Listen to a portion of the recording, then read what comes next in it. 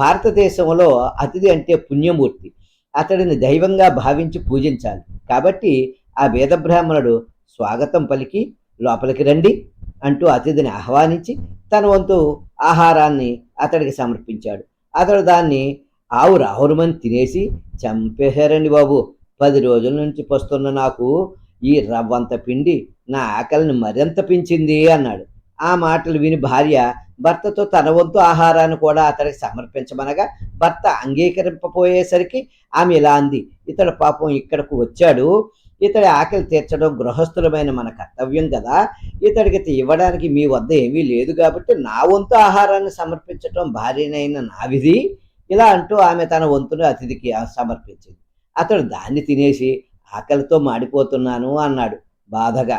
బ్రాహ్మణుడి కుమారుడు అప్పుడు నా వంతును స్వీకరించండి, తండ్రి బాధ్యతలు నిర్వర్తించటం కుమారుడికి విధి కదా అంటూ తన వంతును కూడా అతిథికి ఇచ్చివేశాడు.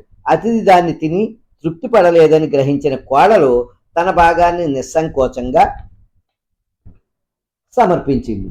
అది తిని ఆ అతిథి తృప్తిపడి వారిని దీవించి వెళ్ళిపోయాడు. ఆనాటి రాత్రి ఆ కుటుంబంలోని నలుగురు ఆకలి బాధతో మరణించారు. ఆ బియ్యపు పిండి కణాలు కొన్ని నేల మీద పడ్డాయి. వాటి మీద నేను దొర్లగానే నా శరీరంలో సగం మీకు కనిపిస్తున్న సువర్ణమయమైంది. అలాంటి యజ్ఞాన్ని మరొక దానిని కనుగొనడానికి ఆనాటి నుండి నేను లోకమంతా తిరుగుతున్నాను, కానీ ఇంతవరకు నాకు కనపడలేదు. నా శరీరం రెండవ ప్రక్క మరెక్కడా సువర్ణమయం కాలేదు. నేను దీన్ని యజ్ఞమే కాదనటానికి కారణం ఇదే.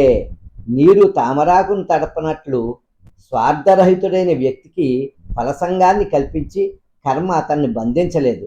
నిస్సంగుడు స్వార్థరహితుడు అయిన వ్యక్తి పాప పంకిలం జనాకీర్ణం అయిన నగర మధ్యంలో నివసిస్తున్నా కూడా అతన్ని పాపం అంటలేదు. దానం చేయటానికి మీకు అవకాశం ఇచ్చిన దానం పట్టే వారి పట్లే మీరు కృతజ్ఞులై ఉండాలి. పూర్తి స్వార్థ రాహిత్యం అంటే ఇదే. శ్రీ గురుభ్యో నమః.